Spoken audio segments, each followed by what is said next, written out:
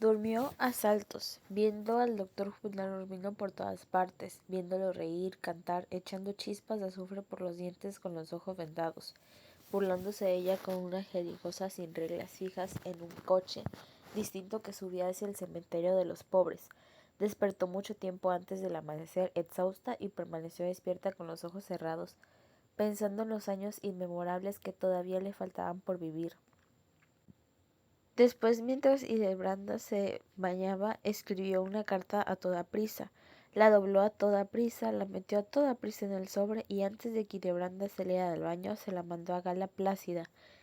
El doctor Juvenal Urbino era un cantante de las suyas. Era una carta de las suyas, sin una letra más ni de menos, en la cual solo decía que sí, doctor, que hablara con su padre.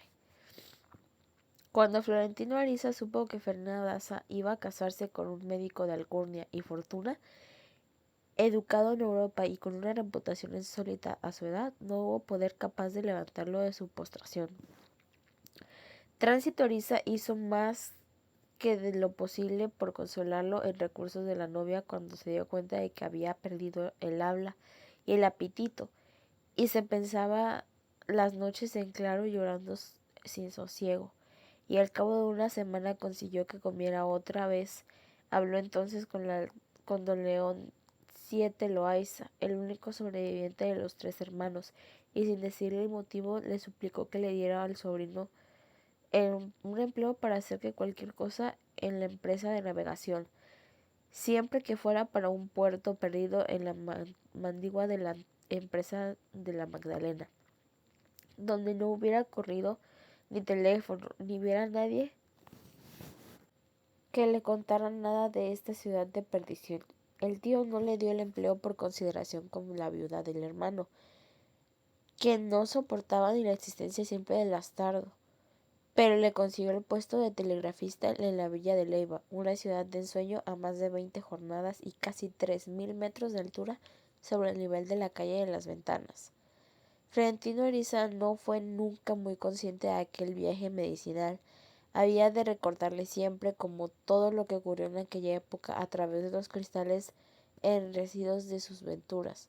Cuando recibió el telegrama del nombramiento no pensó tomarlo siquiera en consideración, pero Lotario Tubu le convenció con argumentos alemanes de que le esperaba un porvenir radiante con la administración pública. Le dijo: el telégrafo es una profesión del futuro.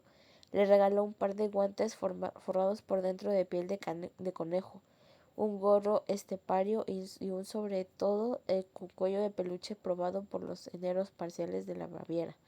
El tío León VII le regaló 2 vestidos de paño y unas botas impermeables que habían sido el hermano mayor, y le dio un pasaje de camarote como el próximo buque. Tránsito Ariza redujo la ropa a las medidas de su hijo, que era menos corpulento que el padre y mucho más debajo del alemán, y le compró medias de lana y calzoncillos de cuero entero para que no le faltara nada contra los rigones del páramo. Florentino Ariza, endurecido de tanto sufrir, asistía a los comparativos del viaje como si hubiera asistido a un muerto a los apuestos de sus honras fúnebres. No le dijo a nadie que se iba, no se despidió de nadie, con el hermetismo ferrero con el que solo le reveló a la madre el secreto de la compasión reprimida. Pero la víspera del viaje cometió a conciencia de una locura última del corazón, que bien pudo contarle la vida. Se supuso a medianoche de su traje de domingo y tocó solas bajo el balcón que Fermina Daza, en base al amor, le había compuesto para ella, pero solo ellos se conocían, que fue durante 3 años el emblema de la complicidad contraria. Lo tocó murmurando la letra con el violín bañado en lágrimas y con una inspiración tan inmensa que los primeros compases empezaron a ladrar los perros de la calle y luego los de la ciudad, pero después se fueron callando poco a poco por el hechizo de la música. Con el vals terminó con un silencio sobrenatural.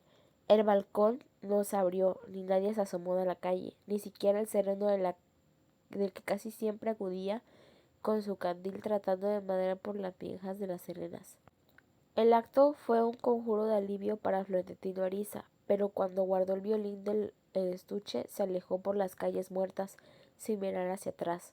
No sentía ya que se iba la mañana siguiente, sino que se había ido desde hacía muchos años con la disposición irrevocable de no volver jamás.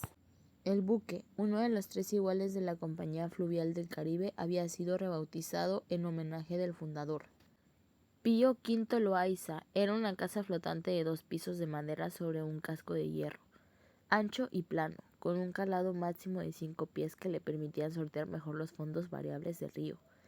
Los buques más antiguos habían sido fabricados en Cinna City, a mediados del siglo, con el modelo legendario de los que hacían el tráfico del Ohio y Mississippi, y tenían cada lado una rueda de propulsión movida por una caldera de leña. Como estos, los buques de la Compañía Fluvial del Caribe tenían en la cubierta inferior, casi a ras del agua, las máquinas de vapor y las cocinas, y los grandes corrales de gallinero donde las tripulaciones colgaban las hamacas. Entrecruzaban a distintos niveles. Tenían el piso superior la cabina de mando, los camarotes del capitán y sus oficiales, y una sala de recreo y un comedor donde los pasajeros notables eran invitados por los menos una vez a cenar y a jugar barajas. En el piso intermedio tenían 6 camarotes de primera clase en ambos lados. De un pasadizo se servía un comedor común y en la proa de la sala de estar abierta sobre el río de barandales de madera bordada y pilares de hierro, donde colgaban de noche sus hamacas los pasajeros del montón. Pero a diferencia de los más antiguos, estos buques no tenían las paletas de propulsión a los lados, sino una enorme rueda en la popa con paletas horizontales debajo de los excusados sofocantes de la cubierta de pasajeros. Florentino Ariza no se había tomado la molestia de explorar el buque tan pronto como subió a bordo. Un domingo de júbilo a las 7 de la mañana, como lo hacía casi por instinto que lo viajaban por primera vez, solo tomó conciencia de su nueva credencial del atardecer, navegando frente al caserío del Calamar, cuando fue a orinar en la proa y vio por el hueco del excusado la gigantesca rueda de tablones girando bajo sus pies, con un estruendo volcánico de espumas y vapores ardientes. No había viajado nunca.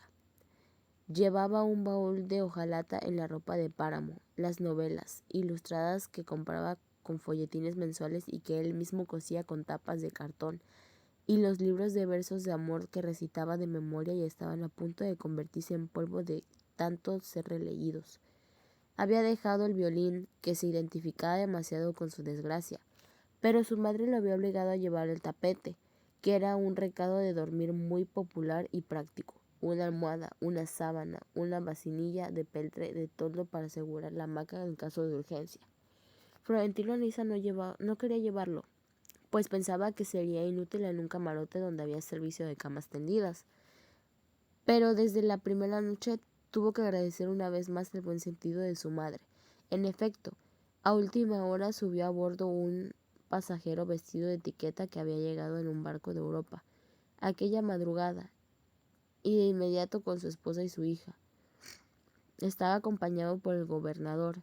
Quería proseguir el viaje, y el criado de la librea y los 7 hábiles de los ribetes dorados que cupieron a duras penas por la escalera.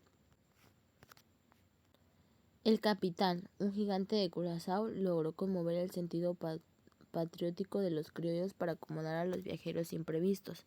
A Florentino Ariza le explicó que en una tortilla de castellano y papiamento que el nombre de la república etiqueta era un nuevo suministro en una tortilla de castellano. Le recordó que aquel reino había aportado recursos decisivos para nuestra independencia, un dominio español, y en consecuencia cualquier sacrificio era poco para que una familia de alta dignidad se sintiera en nuestra casa mejor que la propia. Florentino Ariza, por supuesto, renunció al camarote. Al principio no lo lamentó, pues el caudal del río era abundante en aquella época del año, y el buque navegó sin tropiezos las primeras 2 noches. Después de la cena, a las 5 de la tarde, la tripulación repartía entre los pasajeros unos catres plegalizados en el fondo de lona, y cada quien abría el suyo desde donde podía. Lo arreglaba con los trapos de su petate y armaba encima el mosquitero de punto. Los que tenían hamacas las colgaban en el salón, y los que no tenían nada dormían sobre las mesas del comedor, arropados con los manteles que no cambiaban más de 2 veces durante el viaje. Florentino Ariza permanecía en vela la mayor parte de la noche, creyendo oír la voz de Fermina Daza en la brisa fresca del río, pastoreando la soledad con su recuerdo, oyéndola cantar en la respiración del buque que avanzaba con horizonte y el nuevo día reventaba de nuevo sobre los pastizales desiertos y ciénegas brunas.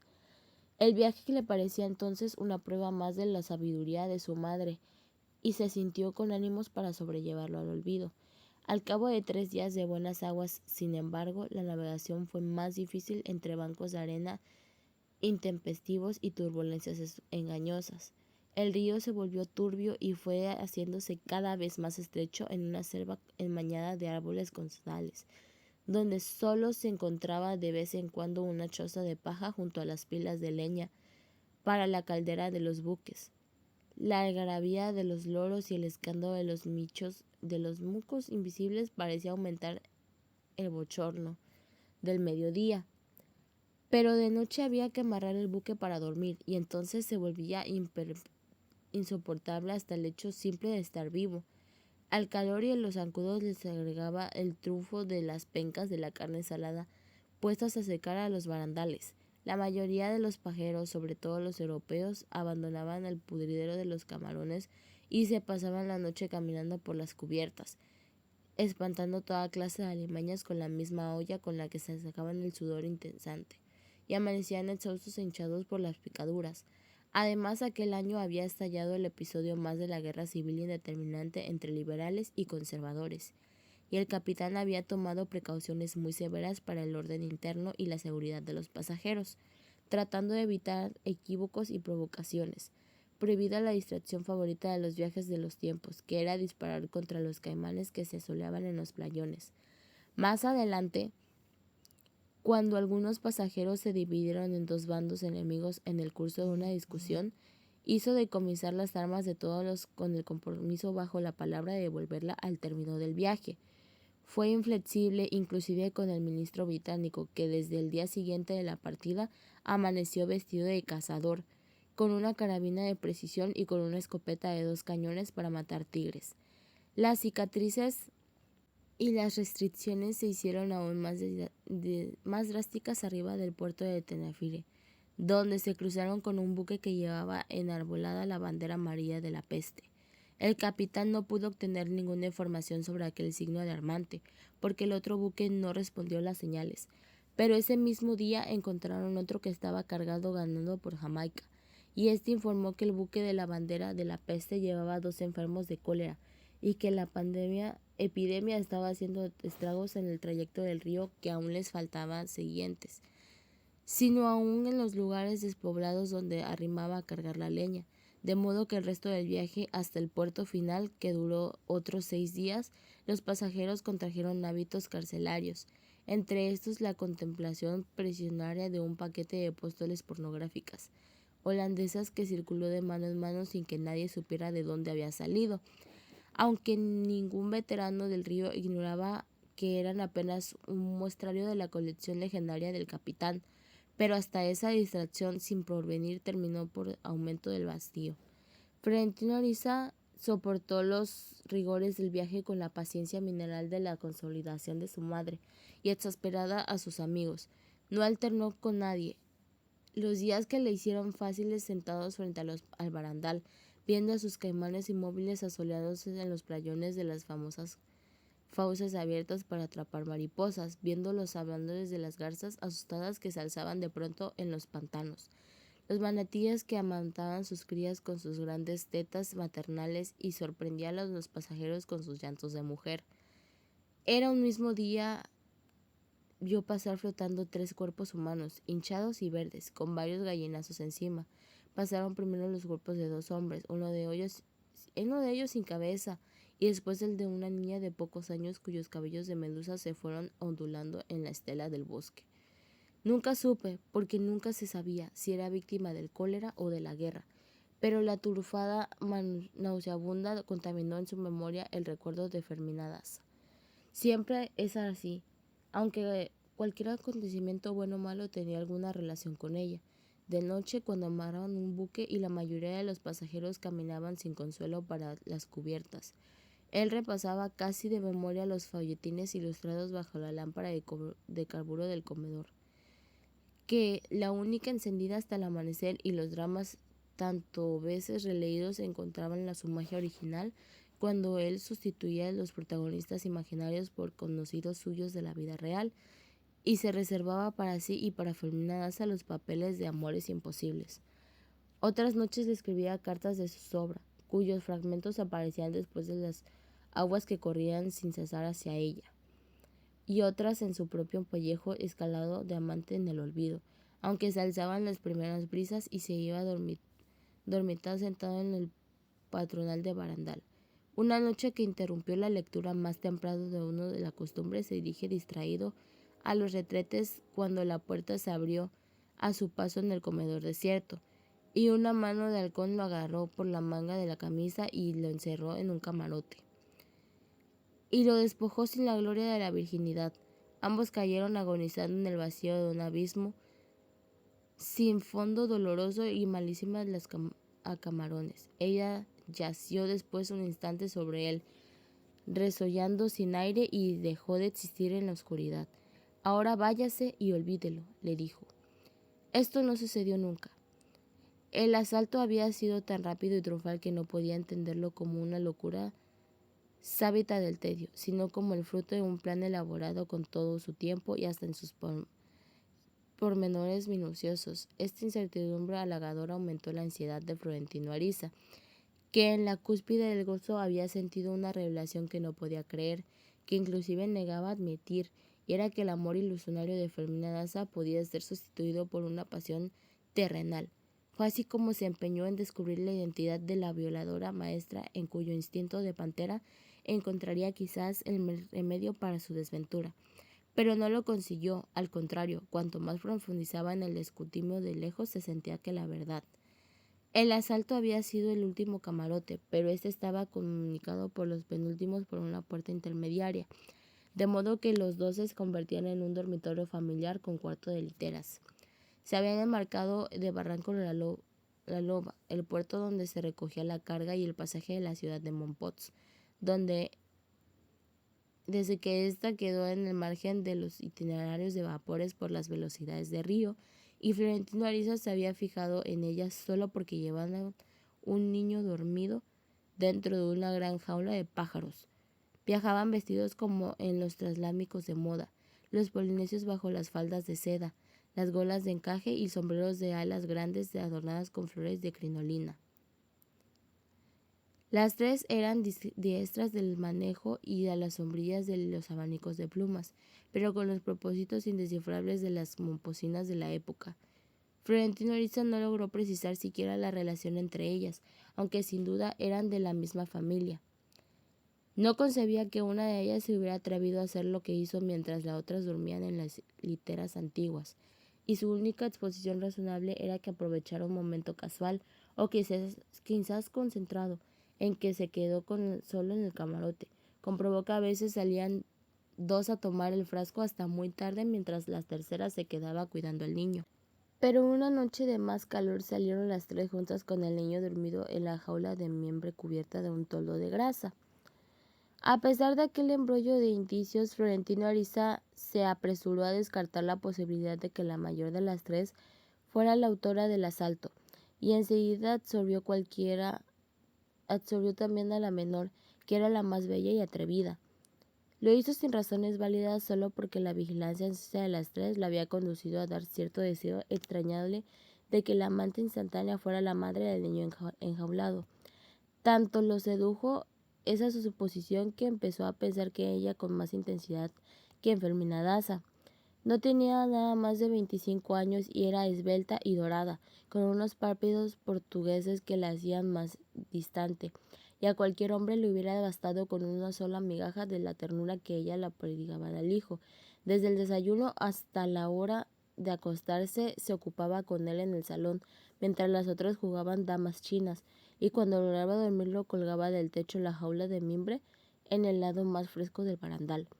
Pero ni aun estando dormido se descendía de él, sino que merecía la jaula cantada entre dientes canciones de novia.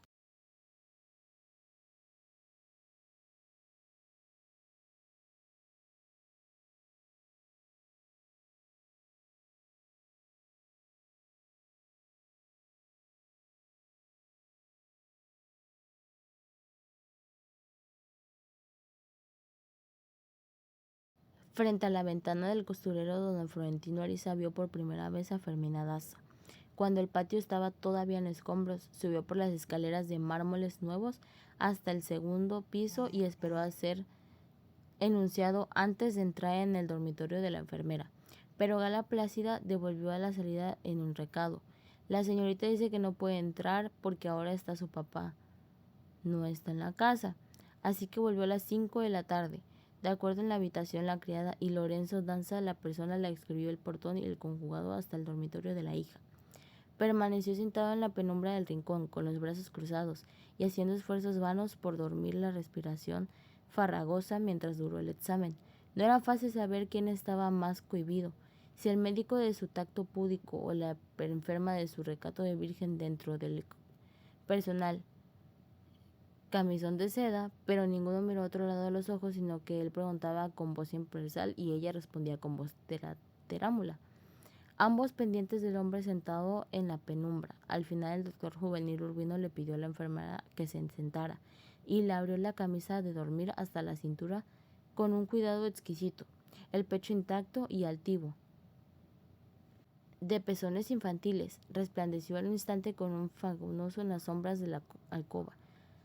Antes de que ella se apresurara a ocultarlo con los brazos cruzados, imperturbable, el médico le apartó los brazos sin mirarla y le hizo la observación directa de la oreja contra la piel, primero el pecho y luego la espalda. El doctor Juvenal Urbino solía contar que no experimentó ninguna emoción cuando recién conoció a la mujer con quien había de vivir hasta el día de la muerte. Recordaba el camión celeste de bordes de encaje, pero los ojos febriles de largo cabello sueltos sobre los hombros, pero estaba tan omnibulido que la corrupción de la peste en el recinto con la que no se fijó en nada de lo que mucho tiempo ella tenía de docente floral.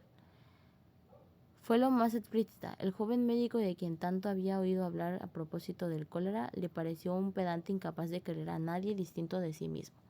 El diagnóstico fue una infección intestinal de origen alimenticio que se dio con el tratamiento casero de 3 días.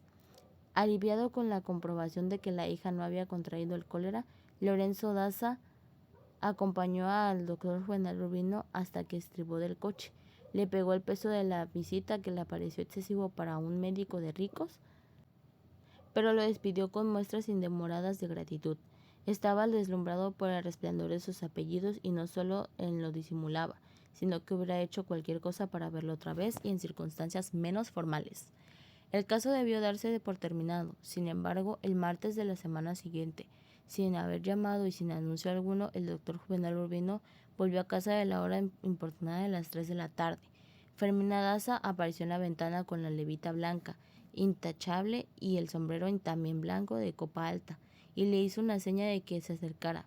Ella puso el ostidor en la silla y se dirigió a la ventana caminando en puntas de pies, con la falda de volantes alzada hasta que los tobillos para impedir que se arrastrara. Llevaba una diadema con un ojo, y en toda la que ella exhalaba el aura de frescura. Al médico le llamó la atención que se vistiera para pintar en casa como si fuera una fiesta. Le tomó el pulso desde el exterior de la ventana y le hizo sacar la lengua. La examinó la garganta con una espátula de aluminio. Le miró por dentro el párpado inferior y cada vez lo hizo un gesto aprobatorio. Estaba menos cohibido que en la visita anterior.